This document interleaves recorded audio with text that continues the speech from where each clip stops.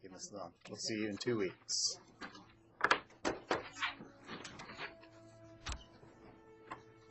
All right, the next matter I'm calling is going to be for hearing, and that will be Hawk versus Walker, 18-254. So could I have Ms. Hawk here at this table on your right, and Mr. Walker, could I have you on the table at your left? Okay. Good morning. Yes, sir. I'm a member of the press. I would like to request permission. This case is a public interest. Photographs, no flash, while the hearing is in session. Okay. Just a couple of things about that. If you'd like to do that, I only have a couple of rules about that, so to speak. One is that the photography in the courtroom is not disruptive.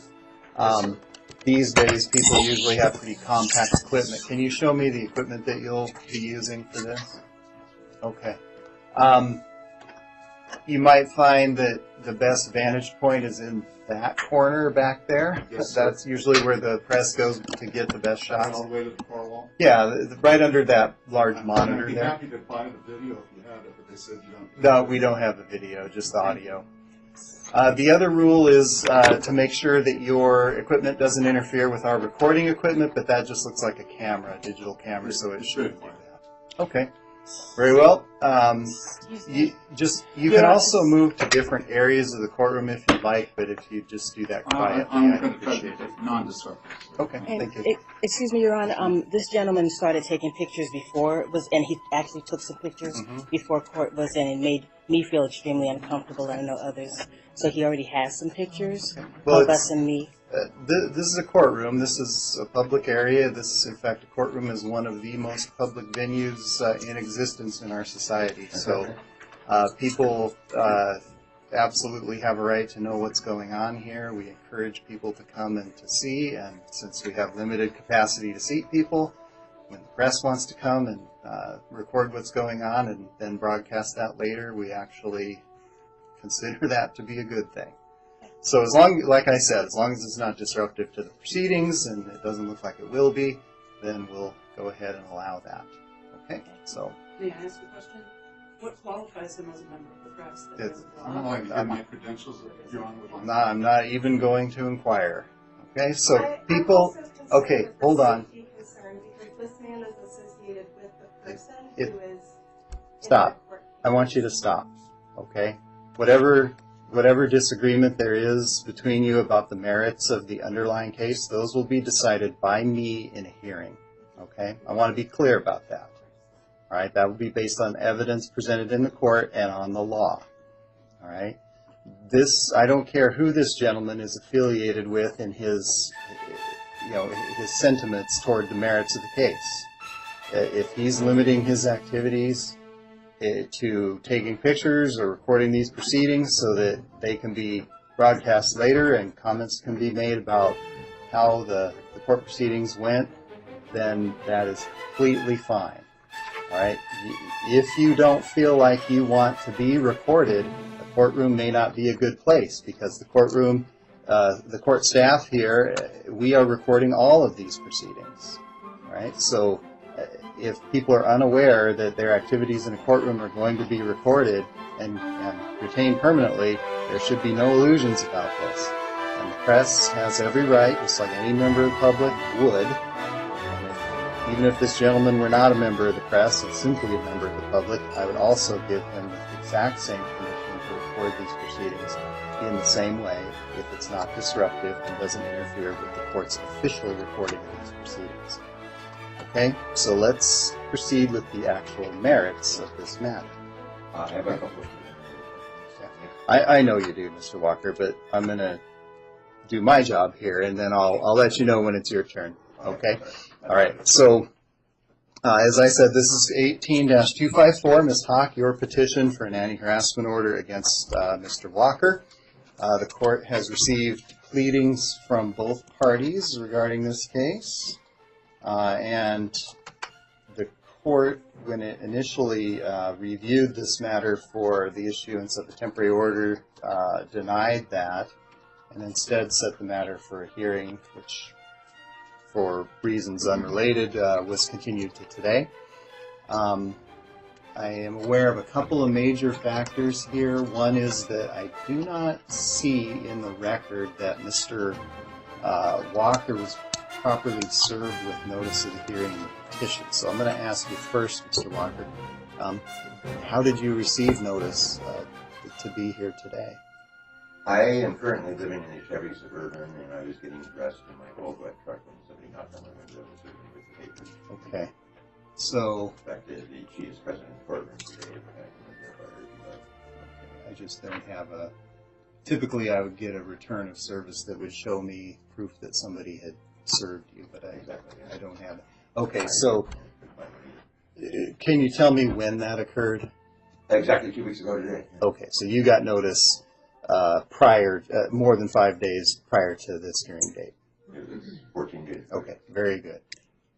Then I think, based on what you told me, you've received adequate notice. I was concerned about that. I wouldn't force you to respond to something without adequate notice. But there was no order given and no Correct. summons, and that's usually for extraordinary cases.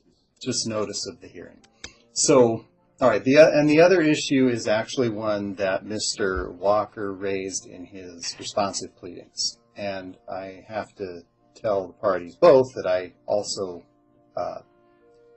am concerned about the exact same issue. And that is that the petition itself is insufficient to state a cause of harassment, and that potentially the issuance of an anti-harassment order in these circumstances would be a violation of fundamental First Amendment rights. Does that sort of sum up the position that you took in your pleadings, Mr. Walker? You just did it better than I could have. Yes, Okay. sir. Thank you. So that's in my mind, that's a preliminary matter. In other words, that's something that, not to be overly legalistic in this proceeding, but Ms. Hawk, as the petitioner in a case like this, you carry a certain burden of proof and a certain burden of production. So, if you want to think about it this way, the court has received all of your pleadings, and those are all part of the record in this case. I've reviewed them all. There's a requirement, though, that, in other words, if the court reviews all of your material and accepts it all as true, and all reasonable inferences from that material also, even if all of those things are true, the question I have to answer is that a sufficient basis in the law to issue an anti-harassment order? And I think Mr. Walker realized that issue, and he sort of raised it in his responsive pleadings as well. That's why I'm addressing it as a preliminary matter. Okay? And so I'm concerned here because in my reading of everything that was filed, the petition, the supporting documentation, and the responsive petitions, I'm very, very concerned that issuing an order in this case might be essentially a form of prior restraint or restriction on speech, or to be in response to protected speech rather than to harassment. So I want to make sure that you understand sort of the legal framework of this before we proceed. Well, you're saying that what I put into the court is not considered proof. My statements not considered proof. No, they are. They are. They're part of the record in this case. Okay. Yes, they are part of what the court will consider in deciding whether or not to issue an order. Yes. Okay. And so when you say preliminary, can you explain that a little bit, please? Well, in other words, before we get to the merits and make a decision as to whether an order should be issued, there would have to be a legally sufficient basis to do so. Okay? And if you don't state a legally sufficient basis to do so to begin with, then there's really no point in going any further than that. Can you give me an example? Yeah, I want to give you an example that makes sense and isn't overly legalistic. But, in any claim, in any lawsuit, or even in any criminal case, the party who brings the case has to present their case along with sufficient supporting data, supporting information, that if it was all believed, that it actually would allow for the relief that that party wants. Okay. So in other words, I'm not saying this is you, just hypothetically. If a petitioner came in here and filed a petition for an anti-harassment order against another person and said, I want an anti-harassment order because that person gave me a dirty look and was, and that's all they said. Even if the court accepted that all as true, that would not be enough. That would not be a sufficient legal basis for the court to issue an anti-harassment order. Okay. And that should be clear, right, in a simple example like that. Okay. So if that's all somebody alleges, there isn't really any point in going further than that and having a hearing about whether or not the respondent gave that person a dirty look, because even if you did, it wouldn't be a basis to issue an order. Okay, that's what a preliminary issue is. So in this case, you're comparing it to, because since I have my own statement and I have paperwork showing what he has posted on social media and in his newsletter, and does that say, you say it doesn't count or it does count? Well, I'm saying that I'm concerned that that's an issue because everything about this case has First Amendment implications, so I'm being cautious for that reason. And Mr. Walker, in his response, raised that very issue. In other words, he's to simplify it, Mr. Walker is saying, I have a right to say these things because there's a matter of public importance that I'm commenting on. And and he's saying that was not a reason to issue an order against him. And Mr. Walker, correct me if I characterized your arguments incorrectly. No. Okay, thank you. All right. So, yeah, I know you're not an attorney, and Ms. Hawk, and I don't want to try to, make you feel like this is some kind of a trap, because it's not. It's important. It's very important that the court not do something that would be very wrong, which would be to issue an order against somebody because of protected speech that they spoke or wrote. It would also be a legal mistake for me to.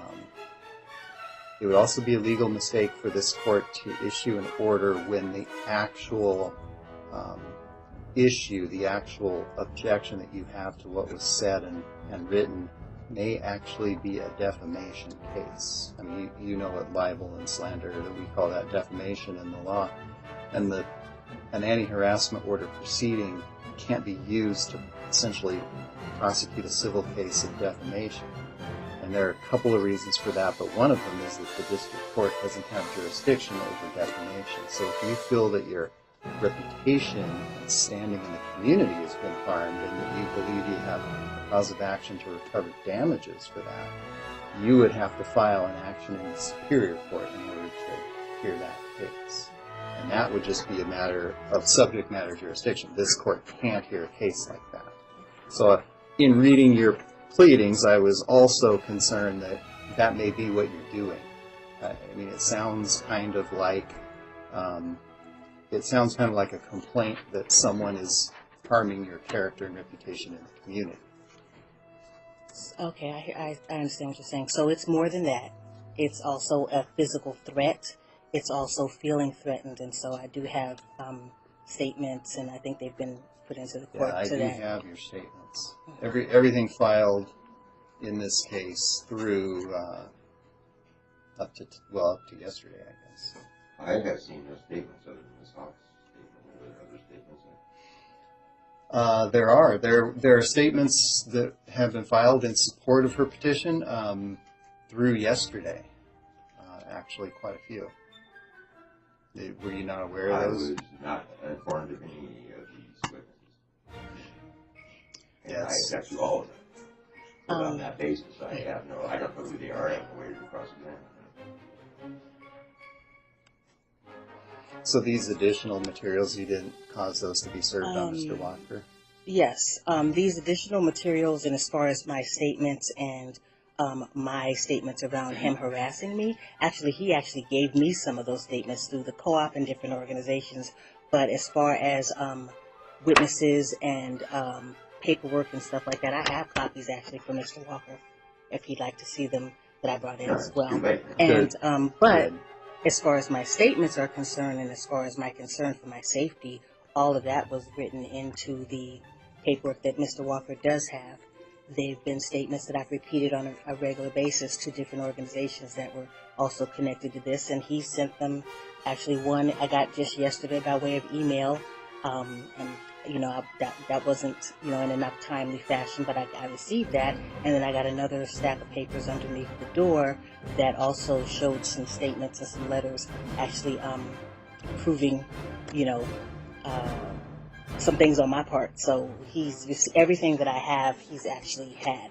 A list of witnesses he may not have, and I have that right here. Those people are here in the courtroom now. So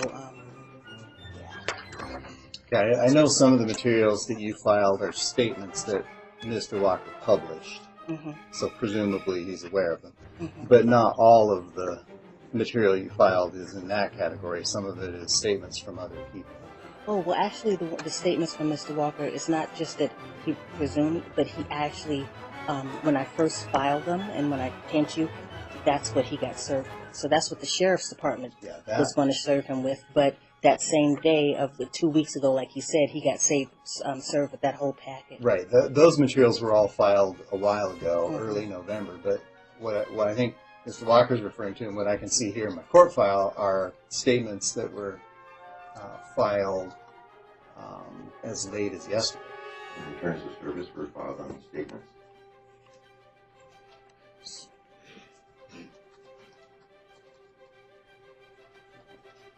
I'm prepared to answer all of what I have, what was presented, everything that's presented to me, stock presented to me, but I'm not prepared to cross-examine.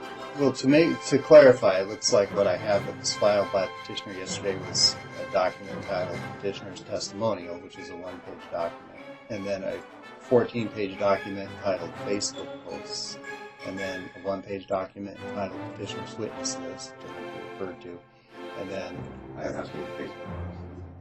Well, they're your I wouldn't expect that you would have, because they were filed with the court yesterday. Unless they were served on you simultaneously, you wouldn't know.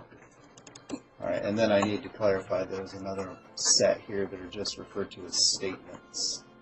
There's two letters that I have copies for Mr. Walker right now, but these are people that have, or a person actually, that speaks to their concern about Mr. Walker's behavior. That speaks to my statement. Again, I have not seen these. Okay, so Mr. Walker, it appears there's some material that's been submitted by the petitioner that you didn't know about before you came to court today, and it may or may not be fair to require you to respond to any of that without advance notice. So when that kind of thing happens, which it happens from time to time in cases like this, one of the things I can do is give people an opportunity to respond to it by giving them a continuance so that they can receive all that material and review it ahead of time and get their response ready. But that means another hearing date. Yes, and I'm living with a hatchet over my head. I'm homeless because of this woman, so, I really would rather this be taken care of today. Do it today. Yes. I would prefer that too. They're just the additions in here that he may not have seen would be the two letters from the one person, and if that's Okay. All right. I tell you what then.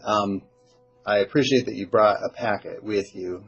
Would you do me a favor, hand that to the deputy, and he's going to give it to Mr. Walker. Okay.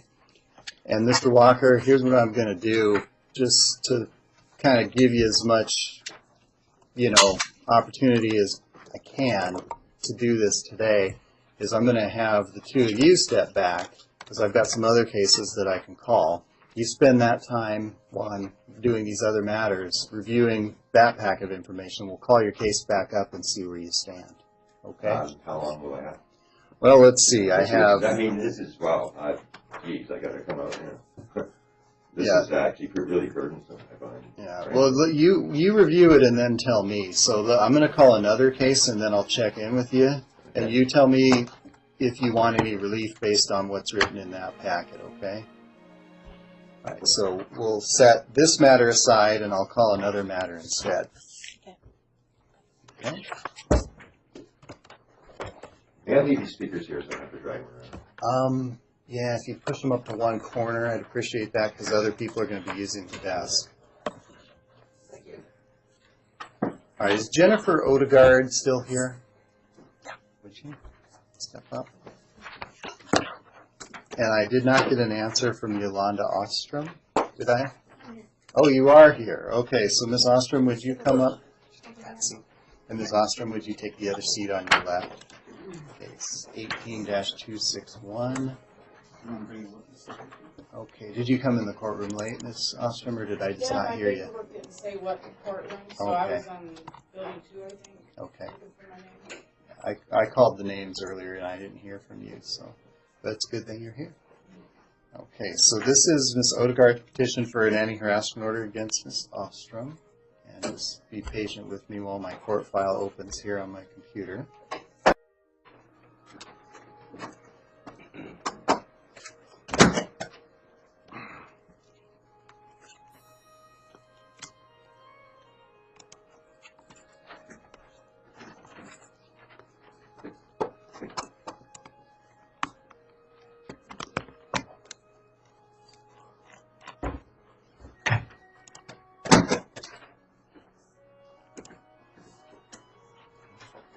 Ready.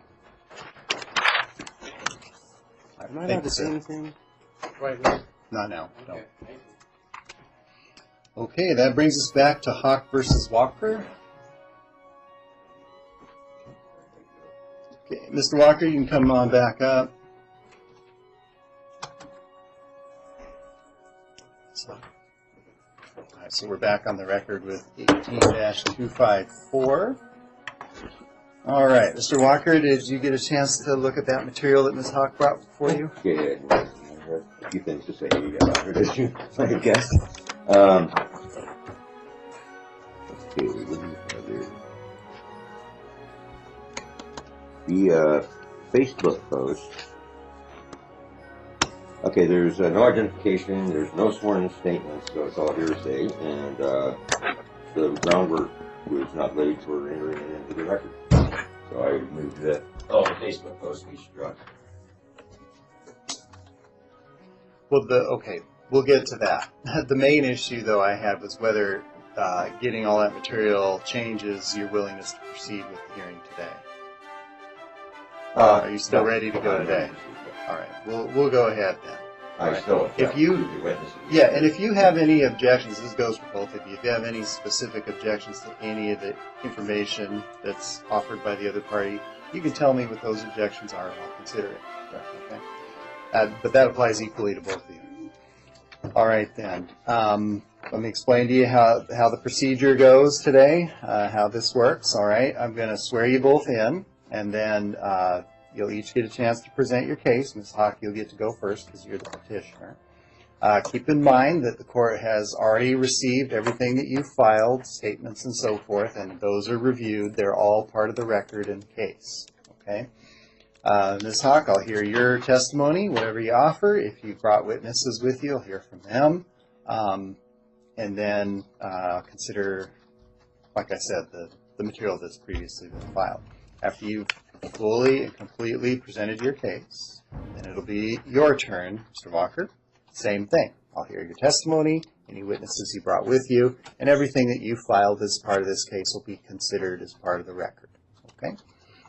Each of you will get one opportunity to present your case to the court. It's not going to go back and forth. Okay? Now, while you're presenting your case, I'm going to ask you to do a couple of things. One is address your comments to the bench, to me, not to each other. Okay?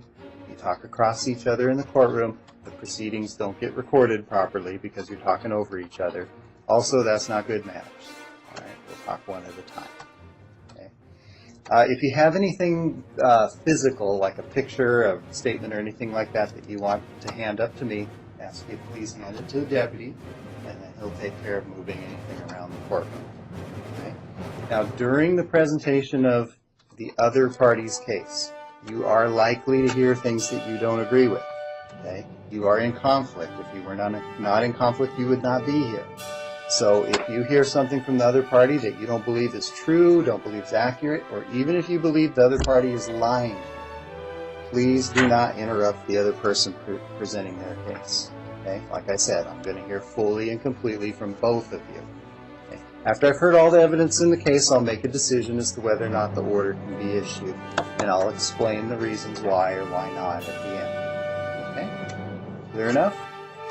All right. Can I have you both raise your right hands, please? And do you each swear or affirm that the testimony that you give in this case will be the truth? Yes, sir. All right. So, Ms. Hawk, you get to go first. Okay. So the harassment actually began. So Mr. Walker lived on the premises, the organization that I work with, and right actually before he was asked to leave the premises. Well, the reasons he was asked to leave is because of his behavior. So it had been brought to my attention by a few community members and volunteers that they had had some interactions, some violent interactions with Mr. Walker, that he had had outbursts, that they were concerned about his problematic behavior and really intimidated by his anger, and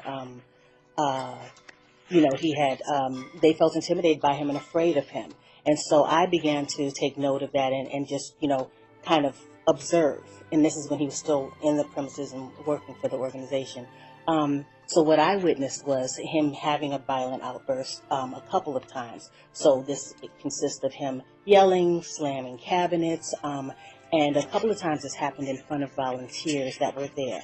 A couple of those times I had to be the one in protecting of those people because, I was having them come in as volunteers.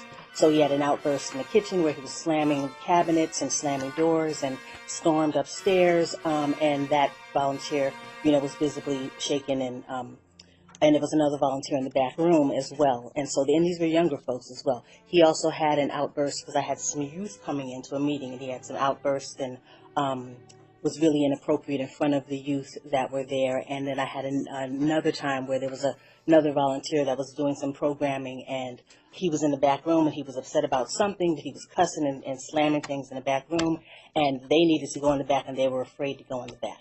So those were just direct what I had observed that wasn't directed at me at the time, but just witnessed.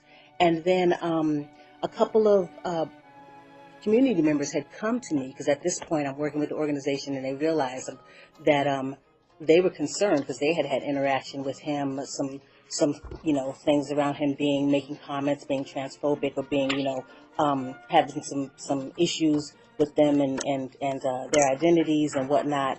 And one person actually took the time. Excuse me? She's just making blank allegations. I don't know who said these things. I don't know. I mean, she's just saying all these. She's basically saying I'm guilty because she says I'm guilty. Okay. Yeah, Mr. Walker, you're correct. A lot of this is hearsay.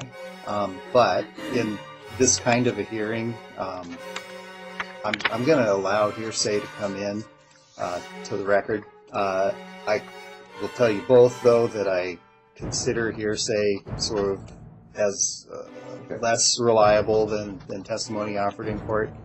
A lot of reasons for that. But I recognize that this material is partially at least hearsay, so it's not necessary for you to draw my attention specifically. It won't be stricken for that reason because of the type of hearing that this is. Okay, but if this was a criminal trial, of course we'd be talking about something different. But this isn't a criminal trial, so you don't have to bring my attention to that each time. And I do recognize that some of this material is hearsay. Okay, go ahead, Ms. Hawk. Okay, and so the two of the things that he had gotten today was a letter, both when this started in 2017. So this actually started 2017 and now continues now into 2018. And so those are statements from one of the people that came to me. The observations or the incidences that I'm sharing with you, though, were not hearsay, it was what I observed. That was what I witnessed and experienced. So as I'm being made, and then I, was told another story from a former caretaker that was in the residence that was pretty, that they were afraid of Dana, that he had an outburst downstairs when he thought someone had taken his coffee and discovered that he didn't have his coffee, and they just shared with me that it was a pretty scary episode for them. So then I, just became more aware of Dana. Now I began feeling more and more uncomfortable with him in our interactions, and him, after me witnessing his outbursts and being made aware of it, he just began to really make me feel uncomfortable. And this is when he was still there on the premises, and just kind of like really sneaking around, going out the side door, just really making me feel uncomfortable, and not making his presence known, which he was pretty visible in making his presence known before. So this was a slow build-up. Then he was finally, he was asked to leave, and part of that was because of this behavior and historic problematic behavior. Once he was asked to leave, he then began to target me in his writings, and that's some of, the newsletter and whatnot, the Thunderbolt. And it's one thing to report the news, and it's another thing to compare someone to a pimple on someone's behind, and call me a liar, and insinuate that I'm illiterate and don't have any experience and whatnot. And so we did some response letters. This was back in 2017. We did some response letters, and he retracted some of the things. I guess he didn't, know that much about me at the time and whatnot, but he still feels the way that he said. You've read it in some of the newsletters. But it kept continuing. People were bringing this to my attention as far as social media, because he was posting it on different outlets, with Facebook, emails. These were also former volunteers that had been a part of our organization, and they were wondering, well, how did he get my email? Why am I getting these newsletters? So apparently he was taking, because he had worked with them at one point, he was taking their emails and adding it to his list. And so that's how they got the information that, hey, Shawna, this person is writing these terrible things about you. Do you know about this? And so, and then it began, and I wanted to take some kind of legal action at the time, but I was kind of talked out of it, and I thought, well, maybe it'll just pass. Maybe we did some response letters and that kind of thing. And also, so I will say that for me, what was triggered is because this had happened at the same time that all this stuff was going on at Evergreen, when the groups were coming into town and threatening women of color in particular's lives on campus. And so I was fearful that because this was so public and it was so, out there, that I would be targeted. And so, and part of that has to do with my history in domestic violence and also being an advocate. So I have had to go to court and have an anti-harassment order many years ago against my ex-husband.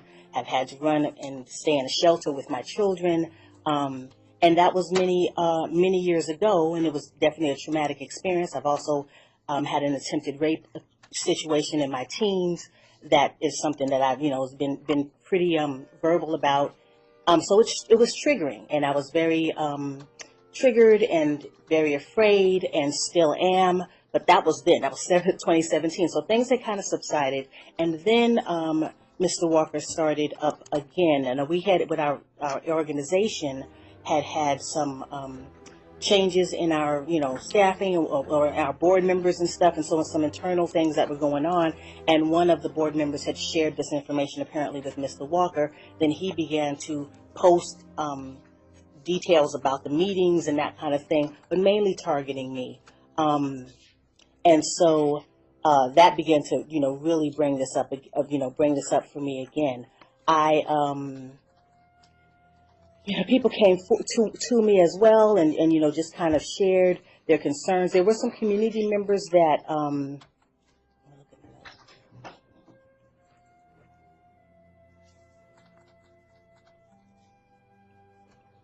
so during this time, though, I had been seeing Mr. Walker in public.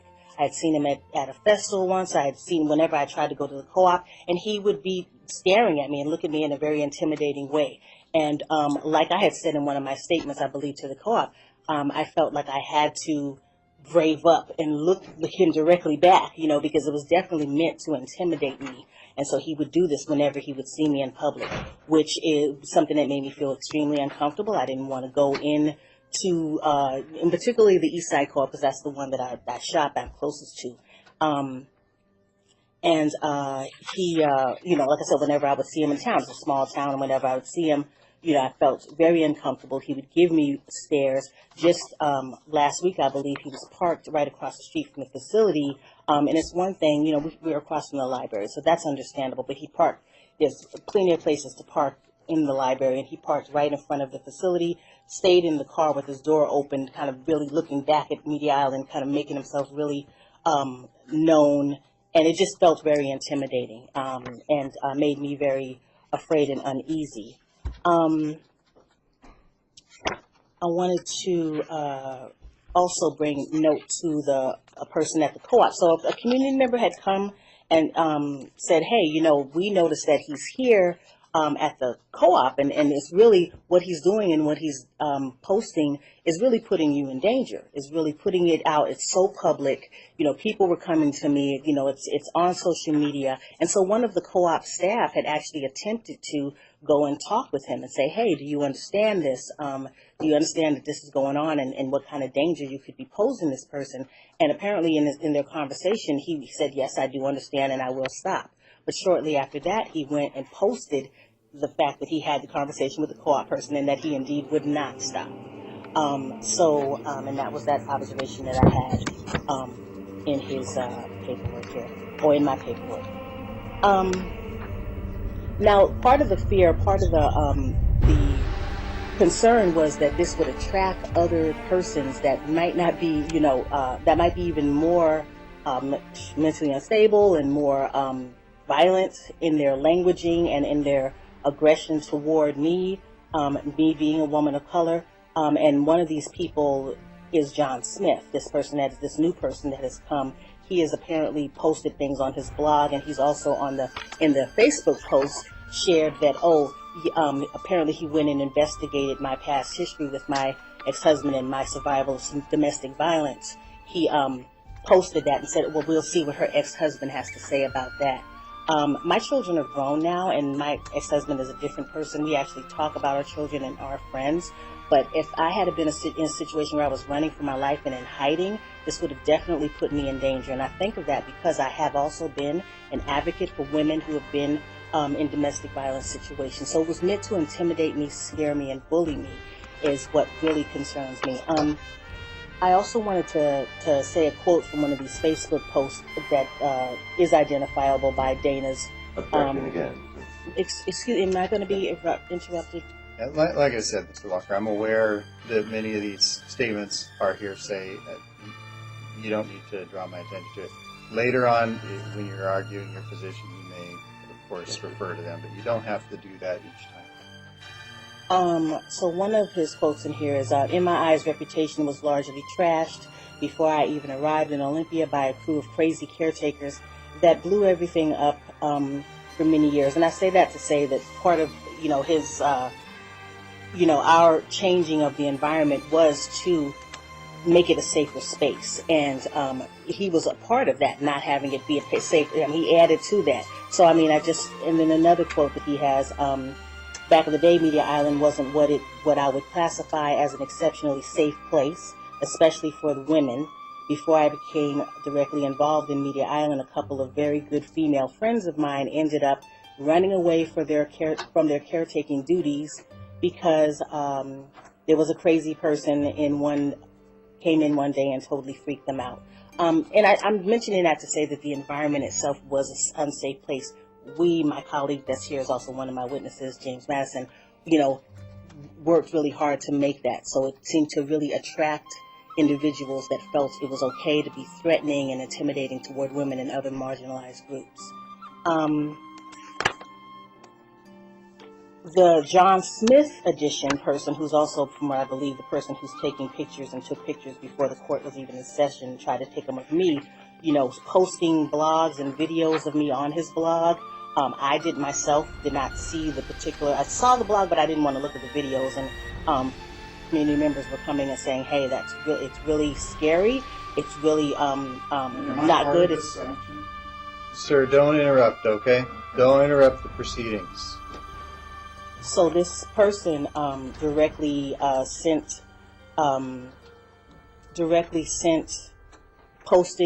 posted this live for everyone to see. Also apparently posted that there was legal records and whatnot of my background that involved my family, involved my children, and that was extremely devastating and alarming to me because it was an extremely frightful This is time in relevant my. how to my case, to this case, what John Smith does. What do you want me to do about this? This is irrelevant. I wish to have all this about John Smith struck from the record and never quit talking about him. He's not here. I am. All right, I'm going to reserve ruling on that. Okay. Okay, go ahead, Ms. Hawk.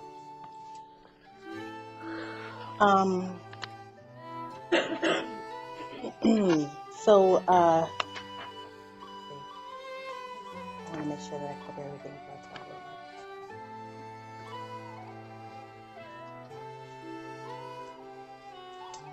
I was also only recently made aware of the also the real change. So I'm going to the contacting his work. I've never contacted any of his work situations, but community members, because this has been so public and he's been so public constantly around putting my personal where I stay, where I work, out in the public, people have come to me and said, "Hey, we're concerned about this. We want to help make this stop." So folks have gone to apparently now recently Real Change. I'm not really even sure what that's about, but I know the Co-op is a place where he sells his paper, and so just wanted to mention that on that. And as far as the documents are concerned that I entered into the court, they were his newsletters and stuff. We underlined those and we highlighted those and put the pertinent information forward. They're the things directly from his, so there was no tampering involved with that. And then the servicing of documents, you already covered that piece. And then I'd like to, call if this is the time where I can call my witnesses. You sure can. Can Okay, I cross-examine? I may allow you to ask some questions of the witnesses. This may not be what you've seen in other contexts. This isn't like a criminal trial, but I'll allow you to ask some questions of the witnesses. Yeah. But let's have them come up and identify so we know who they are and what they have to offer, and then after Ms. Hawk has them present whatever she wants them to present, I'll give you a chance. Okay? So I cannot cross-examine Shawna now. I think she just said all this. Maybe. Let's let her finish. But I'm going to let her put her witnesses on first, and we'll do that part first. Okay. So who would you like to have? I'd like to call James Madison. James Madison. Uh-huh. Okay. And then Evie Webb is also here, and Lisa Gainser is also here. okay. So you can sit right there at this chair next to Ms. Hawk. Okay. And you're Mr. Madison? Yes. Okay. And Mr. Madison, before you start, I'm going to swear you in. Okay. Sure. Raise your right hand, please. And do you swear or affirm that the testimony you give in this case will be the truth? Yes. Okay. And do you have questions you'd like to ask, or would you like me to ask him questions, or does he have a statement to give? He has a statement. Okay. And, Okay, Mr. Madison, you can tell me what you'd like me to know. Thank you, Your Honor. I just have some notes, and I'll read a few things, but speak as well. I appreciate the time to do that. I want to speak in support of Shawna. I currently work with her directly and have for the last 3 years, and I'm aware of the things that have transpired during this time. I think that I want to speak in support of the fact that there's actual injury and harm that's being inflicted to her. It's not just imaginary. I've been watching and seeing how that's taken its toll on her personally, so I just wanted to attest to that. I think it's there's like a big difference between the free speech and then the way they go about saying these things and what that does and how that escalates things in the community. And I think that's the biggest issue, whether or not everything was presented as if a lawyer would and it was all there. I just want to speak to the fact that while that may or may not be the case, and I know that's what you need to rule on legally, there's been a lot, even since then, that's just been recently that just kind of points to the escalation, and that's the kind of danger. It's not even, I personally don't feel intimidated by Dana Walker, but I'm not Shawna. And Shawna comes from a very different experience and background, and that's what I've been learning and observing and understanding more. And I think that's what most people, and I think the other folks that have been writing this stuff don't tend to see, is that this causes harm if you do it in this way.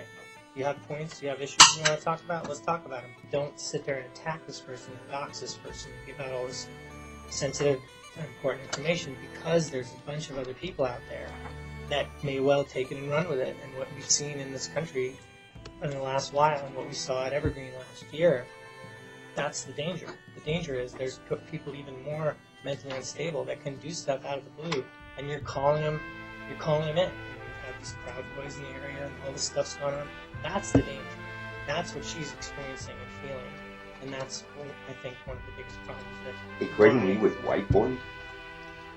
I'm going to ask you to stop that, okay, Mr. Walker?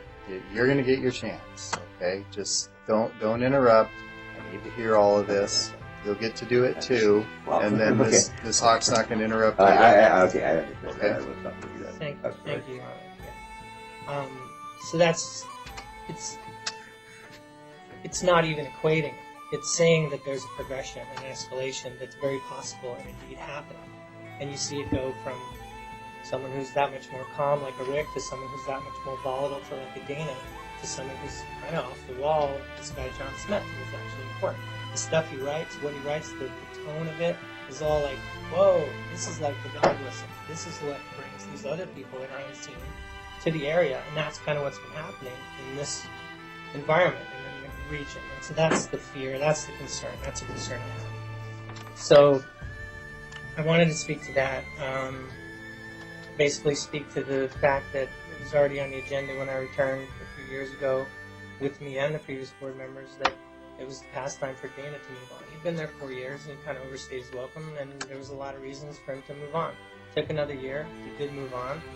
And when I asked him for his key back, that's when he kind of went ballistic and started writing all this stuff, and it was really aimed at Shawna. It was aimed at me too, but I'm not in that vulnerable position.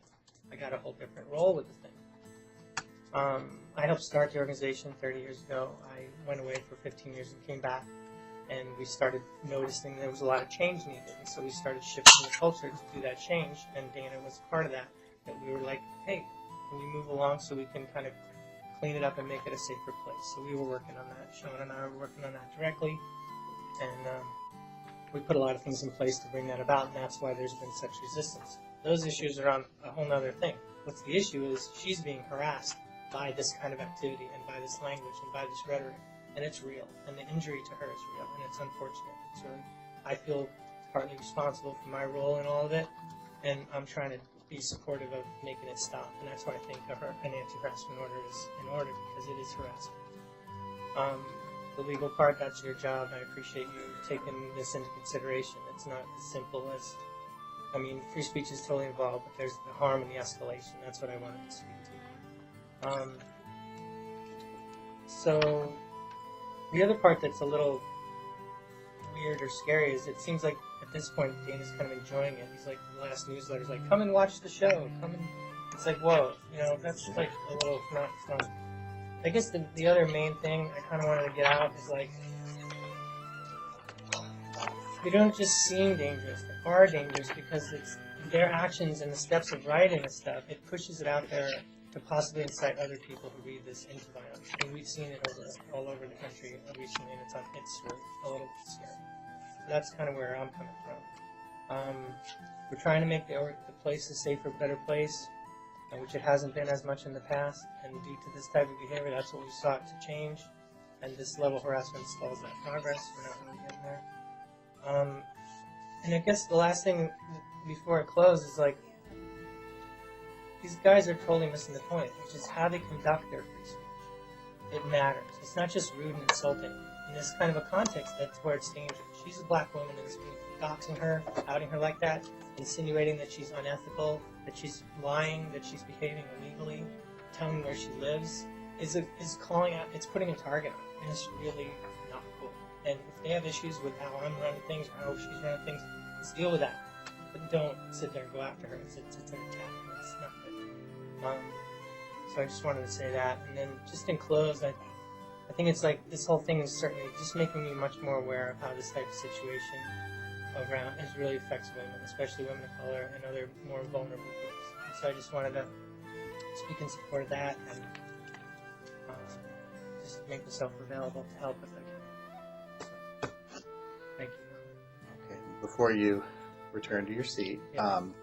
Mr. Walker, that information from Mr. Madison kind of mostly amounts to a statement of support, but are there any fact-based questions you'd like to ask him based on what he said here? Yeah, who escalated this conflict?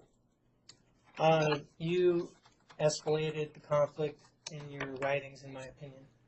Throughout this whole conflict, I've been trying to back out of the conflict, and on the record many times, I said I'm tired. This point, the conversation has become pointless. I want out of it. Do you remember me writing that? It's published in the materials you submitted. I can respond.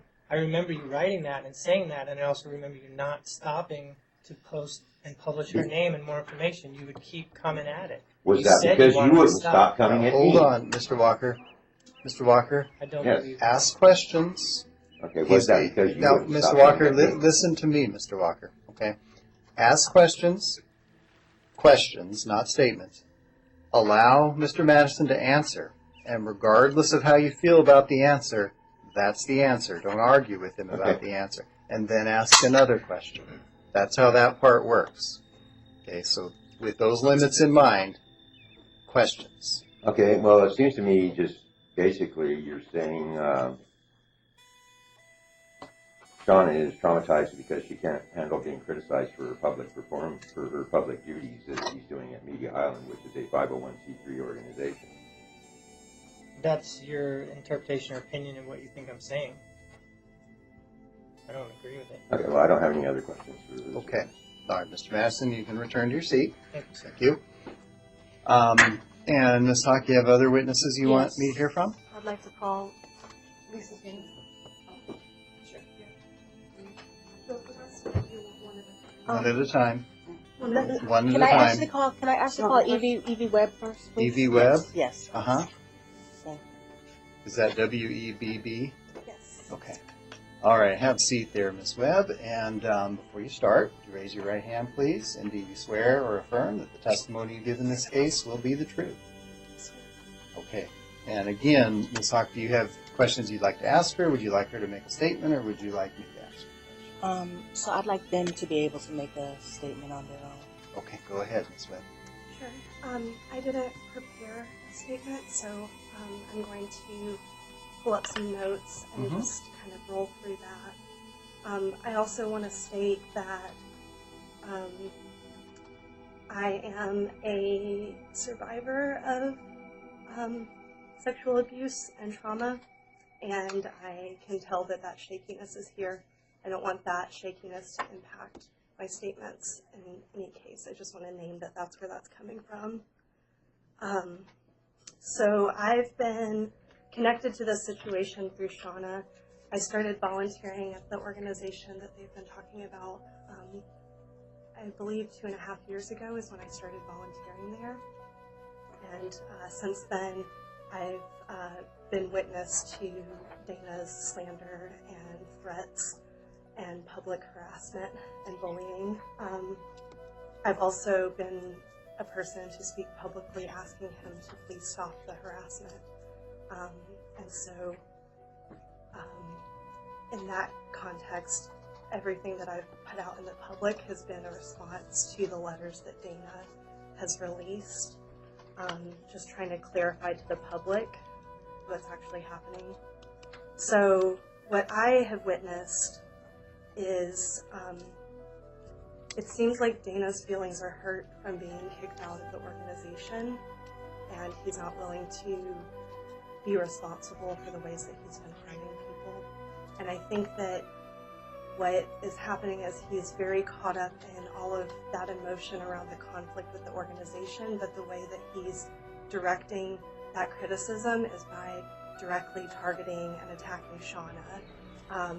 not just threats on her reputation, but like Jimmy was noting, doxing information, sharing where she's staying, inviting other people to come into those threats.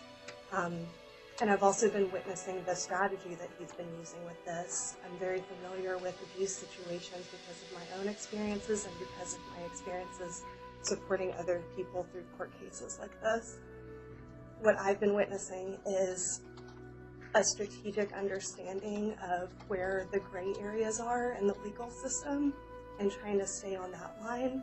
So for example, with John Smith that's been coming up, Dana's been served an order, a temporary order, and since that was served, he has invited John Smith in, and so John Smith has been the person relaying the threats and sharing Shawna's public and her private information publicly.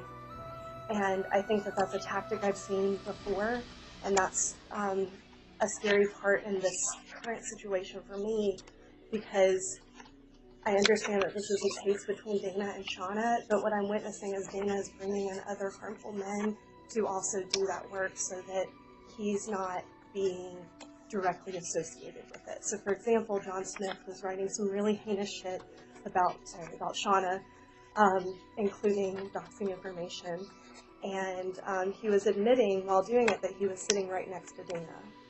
He said that publicly, that Dana was right next to him as he was saying that thing. So I feel like there's this strategy that's happening currently where Dana's recognizing the legal issues and now is relying on other people to come in, which is kind of frightening outside of this case.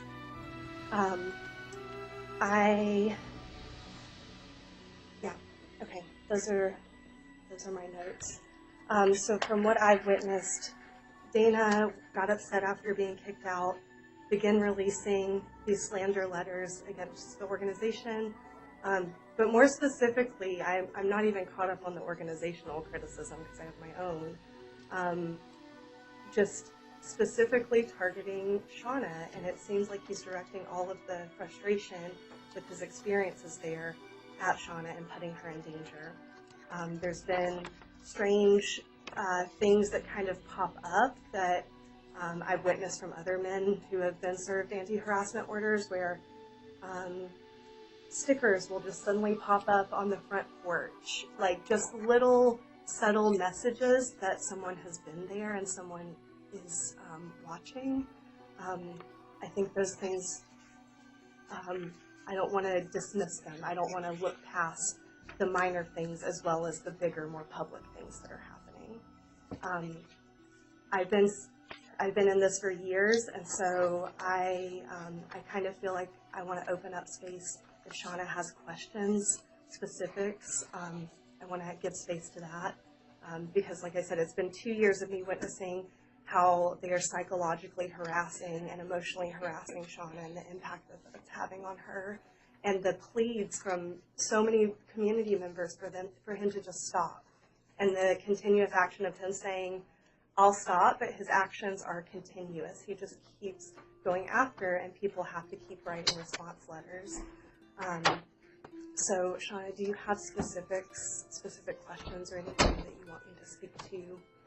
I'll say about the sticker. We found a sticker on the side of alt-right sticker on the outside of Media Island a couple of days ago. So that's what they're referring to. And I would also say that we've been mentioning the name John Smith, but one of the other names that I'd like to mention is Rick Fellows, I believe, because they've been posting on Facebook together. So it would be Rick that would actually post where I live and that kind of thing. Not necessarily Dana, but Rick that would post where I lived, and it would it would be like this kind of tag teaming type of thing that was happening that you can't really pinpoint. But also too, both Evie and James made reference to the whole come enjoy the show. I encourage you to come. Let's get back to Ms. Webb, okay? Right, 'Cause okay, she's yeah, sitting here yeah, to sorry. testify. Mhm. So if you have specific things you'd like to ask her to cover, Just maybe if there's anything else in Dana's responses to you by way of letter, because they've been kind of going back and forth with their correspondence. Yeah, I can certainly speak to my direct experiences with Dana. I've been writing response letters to his slander and threats, trying to I think I've seen some of that in the pleadings that have been filed. probably, yeah, that's likely. So I've been trying to respond in a way that's like, can you see what's going on here and what's happening and why this is dangerous and why you shouldn't be doing this. And I've had, I might even be able to pull it up in emails. He basically sent me all caps, fuck you, with a lot of other violent language. And that was his response that was the only direct response letter that I got from him. And that was to my personal email. But I also think that it's worth mentioning that tag teaming that Shawna was talking about. This has not just been Dana, he's also been relying on like 3 or 4 other men to step in and do this work too. And so I've also had threats come to me from other men that have been involved and are connected with him. So I think that's the gray area that he's relying on, is that he has all of these other men that he can kind of, they can get the information out and kind of rely on each other. That way no one person is responsible. And I'm just seeing that strategy that's being used in this. And like I said, this has been going on I've been witnessing this now for almost 2 years, just as a volunteer with the organization. Okay. So again here, Mr. Walker, based on what you heard from Ms. Webb, are there any questions you'd like to ask her? Yeah, I've actually studied the effects of abuse and trauma, and I'm sorry you went through that. I truly am. But I got to question you whether I personally had anything to do with your abuse or your trauma. You don't have anything to do with my abuse or trauma besides the violent things that you sent to me personally. And this letter where all caps fuck you is this here. I can pull it up. Let me go ahead and do that. I didn't come. And you criticized me for recruiting. Okay, hold on. assistants. Wait until she Okay. does that, because I'm going to ask her to direct me to where that's located as well, so I can review that And again. did you send a few all caps fuck yous to me? I'll be able to pull up the thread. Okay.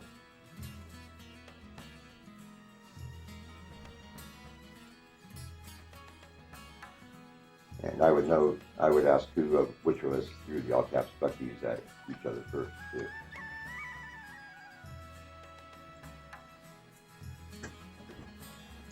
Yeah, so I'll just read. This is an email that is 4 paragraphs long, but the part that I was mentioning just says, and this is classic, like he's trying to flip the script to claim that he's the victim, and that's a classic tactic in these situations. But he says, and now you are telling, all caps when I do this is all caps, you're telling me to stop harassing you, fuck you very much, all caps, you need to stop fucking harassing me. This is just recently, so this was after years of being asked to stop slandering and attacking Shawna. So now just in the past month or 2, he started flipping the script to claim that he's being the victim and he's being harassed. And that was just recent. That was not what he was saying all along. And then at the end he says one more thing. That's like a side note. Can't you ever get anything right? And that was throughout his entire email, was basically trying to second guess me, tell me that I'm not worth shit and I can't do anything right and that I need to fuck off. Can I ask you to read the email that was in response to your email to me that I responded to? Sure. The email that response letter was to? Yeah.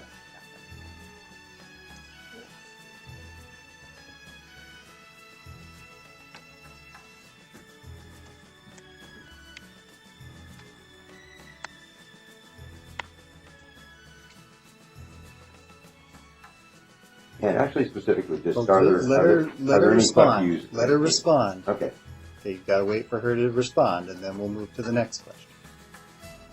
Question about the email.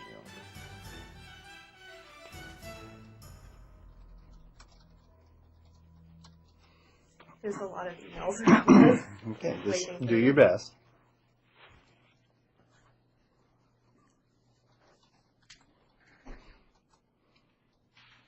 Okay, so here's what I had written. This is what your email was responding to. So this was a letter that I wrote and published publicly, and then the email that Dana responded to was also public, but sent through a personal email to you. So I said, last month, Dana Walker was served a cease and desist order for slander against Shawna Hawk. Since then, he has released multiple issues of the Thunderbolt, which is his newsletter, and he continues to slander her. This is a call to stop. If you won't listen to me and the others, maybe he will listen to you all. So part of this was me asking, are there other people who can maybe talk with him to make this stop, because it's been happening for years. So that's what I mean by maybe he'll listen to others. All the public letters I've written about this have been response letters. Dana's been doing this for over 2 years now. He was served a cease and desist order in October. Instead of respecting that, he posted it in his newsletter and continues to slander Shawna as recently as last week. Next up is an anti-harassment order. It's fucked up that she's having to go through this process to have protections in place. Anyone who's been through court-ordered protection processes know how stressful and triggering that experience is. Dana laughs his harassment off and tries to downplay it, but this is the reality of what he's been doing to Shawna for years now. And people need to keep stepping the fuck up to stop this. Up to this point, he's portrayed anyone supporting Shawna as being in some sort of cult. I question, is it really that hard for him to believe that people actually love and support Shawna and want to see her work grow because it's important? Dana, the reality is we appreciate Shawna, and quite frankly, you've been being a huge asshole. Maybe he needs to see more massive support of her to realize that he's fucking up and to just stop. For me, at this point, it's worth a shot. Dana refuses to stop writing about Shawna and the people who support her work. He can't stand the organizational transformation that includes anti-racism and dismantling patriarchy at Media Island. He refuses to recognize the impact his harassment is having, and he needs to stop. His behavior reminds me of the toxic, abusive, manipulative men who won't lay a hand on the women they're abusing, but will punch a wall to let her know he wants to hurt her, then turn around and gaslight her and tell her that she's overreacting. That's the kind of line that he's been walking. Continuous psychological harassment, defamation, and outright shittiness and name-calling, all with subtle threats hidden behind vaguely progressive language. Just subtle ways to try to get away with it, I guess.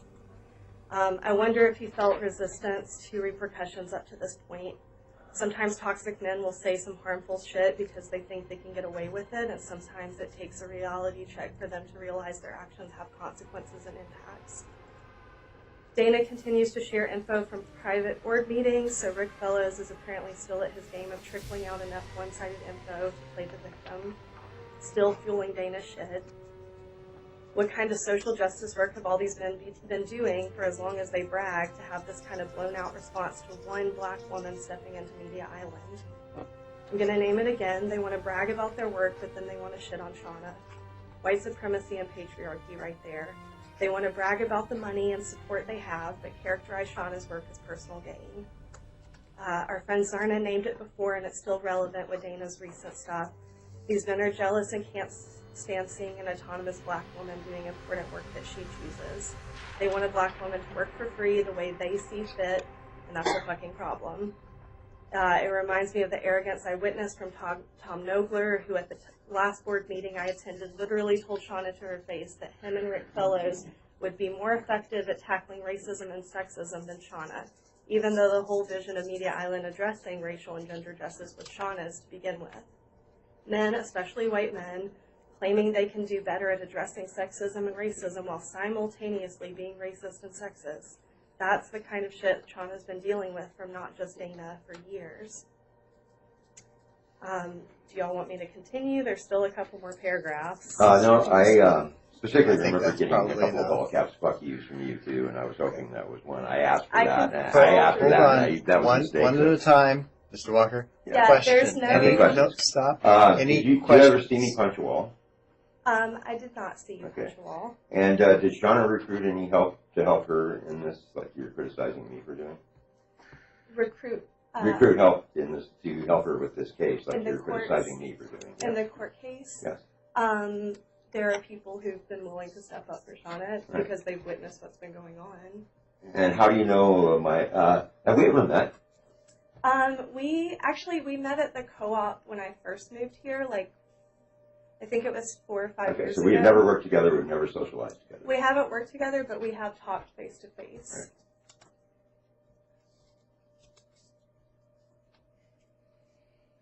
And as far as sharing where Shawna stays, I don't remember ever doing that. What's the question? You accused me of sharing where Shawna stays. I don't remember ever doing that. So I would like to. I'm wondering if you could specifically tell me when I was going out telling people where Shawna stays. Sure. So Shawna's address and locations and where she's living and working were shared through Facebook conversations. That's where I remember specifically seeing it. I remember you and Bruce and Rick. I was revealing where Shawna was That's staying. what I just said. I said you and Bruce and Rick were all in a conversation talking about Shawna and where she stays and works. Yes. Okay, that's. I have no more questions. Okay then. And I did Miss- review the email and the one that you were asking about, and I didn't have any capital fuck yous. But Yes. I'm happy to Well, show I it to you. remember It's fine. the- Okay, whatever. Ms. Webb, thank you. Yes. You can return to your seat. Thank you. Okay, and I believe you said you had one more witness? I do. But I wanted to say something else to it before that. Oh, That's yeah, you fine. can do that. His comments as far as when he was first served, when he left, we actually assisted him in moving into his apartment, and he was served at his address at his apartment. That may not be the case now, but he was not homeless after that. We assisted him in our organization in moving into an apartment, so he had a place to stay. And what he continuously states is that he's his livelihood is being at risk. His house situation is being at risk, but he's affecting all of this by what him and his supporters are doing to me, affecting the work that I do, affecting my safety and where I'm at. So I just wanted to make that statement to the court. And then if I could call Lisa Geringer to the as a witness, but also can I ask another question too? Will I be able to? Lisa, Ganser. how do you spell that? Ganser. Ganser, okay. And you have a question? Yes, and would I be able to call a witness back if I needed to? Is that a possibility? Well, typically, no. I Okay. mean, not until, I know you're not an attorney. I'm not going to treat you like that, but, and I don't want to make this confusing, but typically that would only happen after the other party presents, and then that witness may be recalled to rebut some things. But if you just want to call them again To ask a to add question, more questions, then no, you typically can't do that. Okay.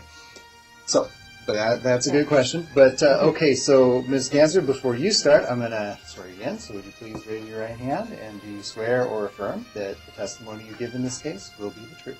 I do, yes. Okay. And again, would you like me to ask questions, or you like to ask questions, or just have her give a statement? I could talk a little bit, and then Yes. I could talk a little bit, and then ask Shawna to remind me if I should highlight anything in specific. Okay. But my relationship is I moved to this town a few years ago, and I first met Dana when he was selling the paper outside of the co-op, where I am now a working member, and I'm also a alternative media writer and a poor person, so I identified with him being in that position and presenting as a poor person and selling that paper, I forgot what it's called. Thank you. Thank you. Is It's that good the paper. real change paper? Yes, so Okay. I'd buy it from him every time I was there, pretty much. And and then I got to know Shawna through her leadership and work with the Women of Color in Leadership, and offered to come in and support her leadership to do whatever, which means like raking leaves or whatever it is that Shawna would want me to do over there at Media Island. Because I really appreciated what I saw as a new member of this community, being that the organization was shifting from this white boy club to women of color actually in leadership. And in the process of doing that, I'm seeing like all this pushback from the white men, who, which Dana is one of them. And I feel like Dana is kind of used as a tool by the other guys that are more middle class. Just having my own experience, having people done that with me as a poor person. Shawna asked me to, I came here a couple weeks ago, Shawna. I offered to, Shawna didn't recruit me to come to court support. I asked Shawna if I could come, actually, and I came here last week, 2 weeks ago with her, and that's when we found out that the police or whatever, the Thurston County police officers had tried to serve these papers to him twice at his place of residence, because he said he lived in a car, but it's my understanding that he has a place of residence. But they tried and failed, and so I ended up serving the papers to him. You know, it wasn't very hard to find him, because he's got 2 cars and a home. I understand. That's what I understand. But he presents in a certain way, which I've been hearing a little bit about, like him playing the victim, and I feel like I'm witnessing that with all these white guys, where you call them out for racism or sexism, or tell them that someone doesn't feel safe, and they have this opportunity to stop their behavior, but they just feed into it and escalate it. And so my position at being a working member at the co-op there, and working with Shawna, and Shawna was like, Shawna's like, the co-op sponsors some of Shawna's life's work over there. And so Shawna has to come to the co-op to get stuff for these monthly brunches and things like that. And anyway, she didn't feel safe to come there. And so she started, what I'm seeing, like she started coming there on the day that I would work, so that she could have someone there to feel safe. She doesn't even feel safe being around him. And so that started some conversation around what entitles him to just be selling that paper there anyway. He's not an employee there. He didn't go through any training like I had to as just a regular volunteer working member. Anyway, so we were doing all this extra work. I feel so bad that this even has to come to this, because Shawna, like you heard, did a cease and desist, which I already think is like having to utilize the system. And now here we are utilizing the system some more. There were all these other things that happened before this that were like, why don't you just stop? And it's like these white guys feeding into each other. They named all the names. It's like Copwatch, Tom, and Rick, and now this new guy who's even doxing me. And the fact that this guy, John Smith, would bring up Shawna's previous, okay, I'm talking about, but they're all in it together anyway. So bringing up Shawna's past, and that he's already clicking pictures, and like, you know, I don't know, it's just like, what is going on? Why don't people stop? Why don't you stop? She doesn't feel safe. What are you doing? Anyway, so I was working at the co-op and not understanding and asking questions like, why does he get to, what is going, you know, she doesn't feel safe. And so there's things going on at my workplace because Shawna doesn't feel safe there. And anyway, so I talked to different people there that I knew that were staff to try and get something to happen, to just be like, can you talk to him? Like this other white dude that works there. Asked him, Josh, and I've also talked to my direct supervisor person, Onyx, who wrote a letter of support as well. And Onyx talked to him, and that's hearsay, right? But she's like, that's where I work. And so I have to like be around for other people who don't feel safe. That's what sucks so bad. Like that we have to like, anyway, Onyx was like, doesn't feel safe there now either. There's lots of people, there's lots of women that have come forward now.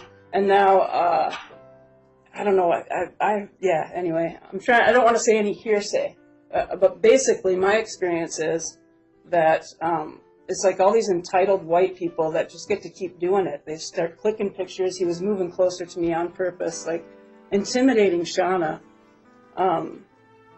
Yeah, I just wish that this could be de-escalated and stop.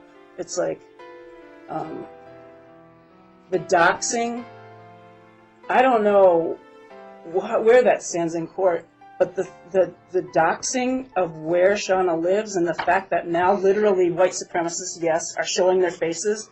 And these white guys don't want to align themselves with that. They think that they're radical or liberal, or I don't even know what words they use to describe themselves, but they don't see that they're bringing that in. There's a true threat to Shawna's safety, and it is not okay. And it has everything to do with things that Dana's doing, and the way that the middle class white guys are funneling information to him and like poking the bear. Like you say, I hear him saying, "I told you I was going to stop," but he does not stop. It continues. And I don't know. I'm not sure if you wanted something specific for me to talk about, Shawna, but I'm so sorry that you have to be here. If you have questions to ask Ms. Ganser that will bring out things you want me to know, you can ask them. You know, we'll just say, have you, are there things that you,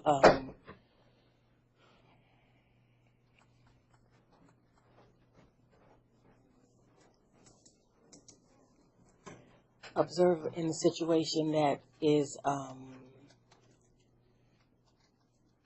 mean, I think you shared it all, maybe observations from other people, or, you know, you pretty much shared a lot of what I'm feeling, and I'm feeling unsafe now with this man moving around behind me, and, and the intentional, bullying and stuff. I really don't have a direct question. Okay. Before you step away. All right. I want to make sure, Mr. Walker, if you have any questions you'd like to ask based on what you heard her You're say. saying under oath that Onyx said he feels unsafe around me. I am saying under the oath, yes. Okay. That's the only question I have. Is that all? Okay. Yes. Did you forget something? Yeah, one more thing about Onyx is the person that the statement when they went to go talk to Dana and actually tried to have an actual conversation with him, and he said, "Oh yes, I will stop. I understand the harm," but then he went and posted that in his newsletter and did not stop. So this person Onyx that works at the co-op actually is working there and actually has shared that they feel uncomfortable. He's doing the same thing now. He's staring at them and being intimidating to this particular person. But. I understand. I want to get back to Ms. Ganser, though, because she's just sort of hanging out here. Right. I have one more question. You do? Yeah. Okay, Did sorry. you just flip John off? Did I flip Shawna? Yeah. I did when I was standing over there. Okay. Yeah. Okay, so Ms. Ganser, you can return to your seat. Thank you. And do you have more? I did have, so you said no about the witness. Right, calling them back again. up time and again. All right, no, that's fine. Is there anything else that you want to present? Not at this time. Is that your complete Well, let me case? look. Let me take a In look. Let me addition take to a look. the- Thank you. I And appreciate it. remember, everything that you filed is part of the record in the case. So the information is there. Yes. So yeah, this,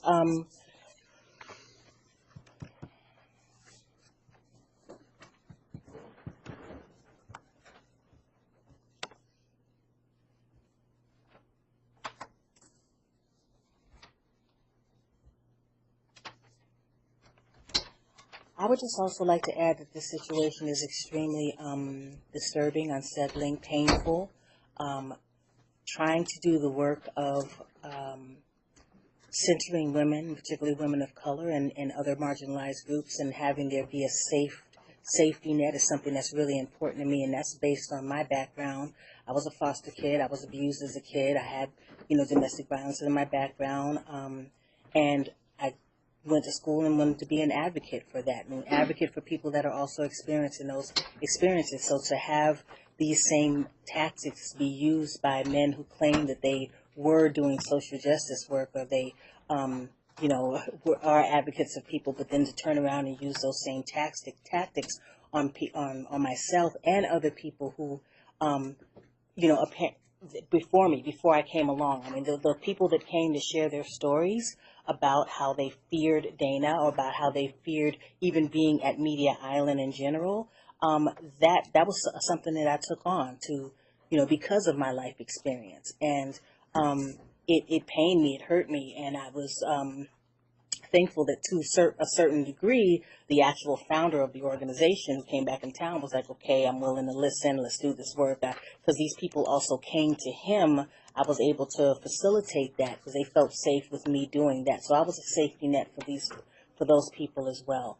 And it really pained me because when the youth started coming in, they were youth that were involved with CYS, and so they had already been through abuse and things with their families. So when they witnessed Dana's behavior, that was also something that, because I want to and will bring in people who have been in those situations to empower them, and that's what I want to do. And so I could not just stand by and have that there be any kind of a threat to that development and to the work that I wanted to do, and then it ended up being, of course, to myself. So I'm always in that as well. My experience is always in what I do in my work, and so I just I'm trying to stay strong in this. Having this person feel like they can.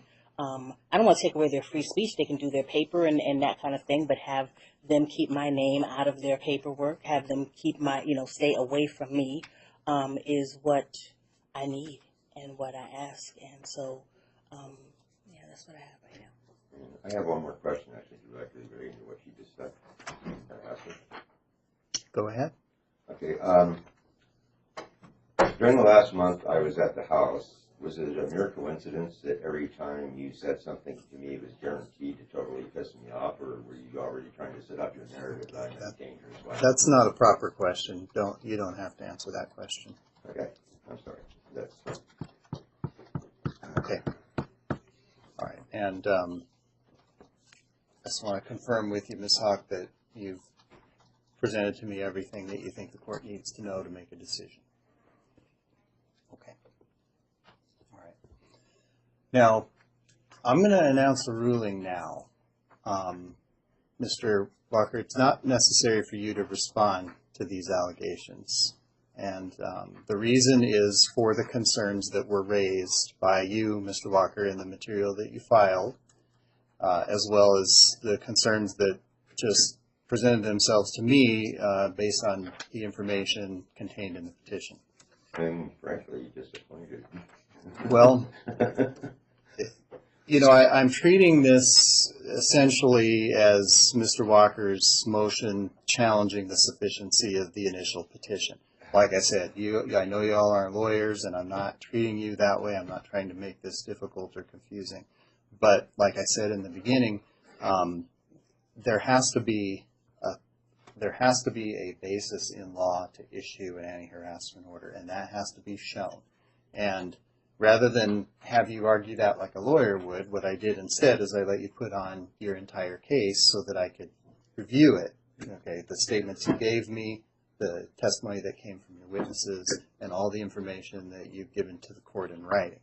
So that's the entire record, and I'm just essentially considering all of that as the petition. In other words, that's all the basis for your request for the court to issue the order. And I'm finding that is not sufficient. And there are reasons for this, which I will explain to you, but the first thing I'm going to do is give you the context, because the law on harassment is different, I suppose, than the way people commonly use the word harassment in everyday speech. There's legal harassment, and then there's harassment that most people understand in their everyday conversations. But legal harassment, which can cause the court to issue an order, is a knowing and willful course of conduct directed at a specific person that seriously annoys, harasses, or is detrimental, and would cause a reasonable person to suffer substantial emotional distress, and which actually causes substantial emotional distress, and serves no legitimate or lawful purpose. In addition to that, there are constitutional limitations. The court is specifically not allowed to prohibit the exercise of constitutionally protected free speech. That's called out in the statute itself in RCW 10.14, and it's an overlying constitutional limitation on actions by the court. In addition to this, the court is not allowed and must not issue an anti-harassment order because the statute is not designed to penalize people who are obnoxious or rude. It is geared to protect victims of whom the objectionable behavior is directed. So overbearing, obnoxious, and rude is not the legal standard. So I think of all people who've been before me in cases like this, that all of you folks, as people who are involved in media, in the dissemination of information on important issues of public interest, would understand the frightful prospect of a court issuing an order telling a person to stop saying something. And the equally frightful prospect of the court imposing legal disabilities on people for things that they have said. And what's more is, the things that they have said have been on matters of public importance. The role of Media Island in the community is important. The governance of Media Island is important. The message that it disseminates is important. You've all stood up for that and you've said it, and it's beyond question it's a matter of public importance. And that is to be protected and absolutely allowed in the public arena of ideas. And one of the consequences of that is that other people may have opinions regarding how you manage the organization or the message that you disseminate, and they may vigorously disagree with you in rude, overbearing, and obnoxious ways in the public forum. And that's been happening, clearly. You've submitted information on that extensively. Mr. Walker is apparently one of a few people who have published in the public arena very, very critical statements about your organization and you people personally on how you run it. But that is one of the aspects of free speech. That is one of the aspects of a robust public debate on a matter of public importance. And it is absolutely uncomfortable and difficult to participate in. But that is the price we pay, and that is the situation that we actually want, as opposed to violence, as opposed to trying to suppress these messages for fear that people will react negatively to them, and in the process of suppressing them, actually cause the kind of violence that you fear. So in this entire transaction, and considering everything that's been said, everything that's been submitted to the court in writing, I have no choice under the limitations of the law and the statute as it's written to deny the petition for an anti-harassment order. And I believe the reasons for that have been made plain. You know, I'm very glad you're denying the petition, but a whole bunch of heinous and untrue things were said about me today, and now I can't respond. Well, you don't have to respond. Now, No, I don't. The court is, I'll add this for all of you. The court is not making any ruling at all and cannot regarding whether or not any of the statements made by anyone would be actionable as defamation and cause someone to be responsible in damages if that case were to be proven in a court with jurisdiction. That is an entirely separate issue. Speaking specifically to the cease and desist letter that you had the attorney send on Media Island's behalf and your behalf to Mr. Walker, that the court is not ruling on the validity of any such claim.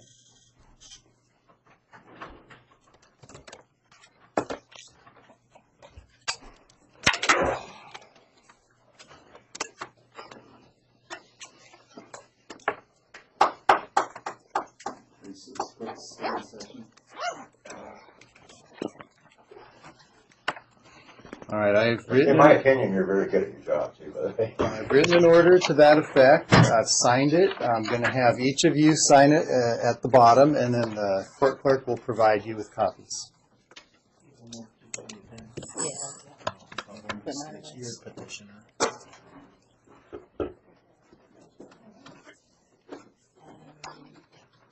Today's date is the 30th.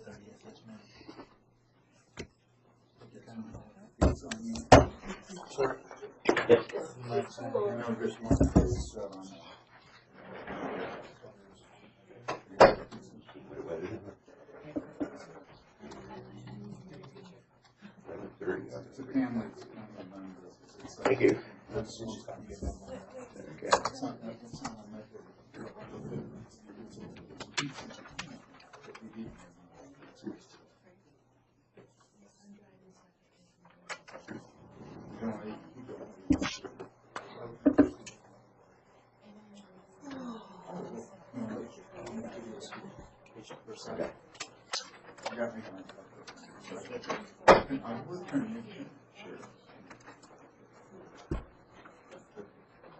we're gonna all have pizza together. You got a part of our. Yeah, I know. I think we can do some business here, too. All set. When I don't get to hear what a sterling and wonderful human Is court still in session? Yes.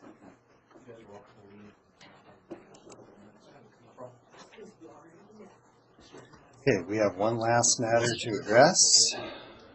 I'll wait too. We have Granger Smith versus Simmons. That's 18-250. Okay. Careful, you're not. I don't think. Petitioner I don't not think present. they'll consider you a- The petition is dismissed. Yeah, they probably won't consider you a threat. You'll probably be okay for a while. Is court still in session? Yes, it is. Wait a minute. Yeah, I don't want to interrupt the court. Is that the one you just signed? No, I don't know. I'm not sure. Where did it go? I wasn't here. Hold on a second. Did you bring it Want me to back? Give it a copy then? Can you go see if she's still out there? Check that order, because I got it. Okay. Was it the wrong yes, one? it is. Okay. I think I had you folks sign Yep. the wrong Yeah, one. I can mail it to her if she's already gone. But Yeah, the copy. they got mixed up when I was on break. You don't necessarily have to sign the denial. Oh, yeah, this Okay. is the Granger Smith. Mm-hmm. Oh, I didn't I look. was like, how does this already get signed? All right, I'll replace it with this one. Yeah. Okay. We'll enter the proper order of dismissal. I will do. See if she's still available. Commissioner Wall, can I address you after? Yeah, as soon as we're done here with the last matter, you can certainly do that.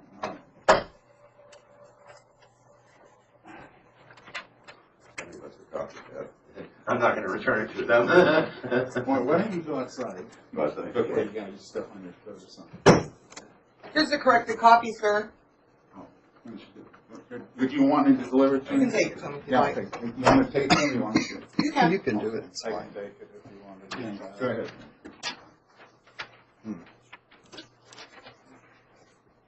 She's not out there. I'll just mail it to her. Okay, we can go off the record then. I think we've addressed everybody.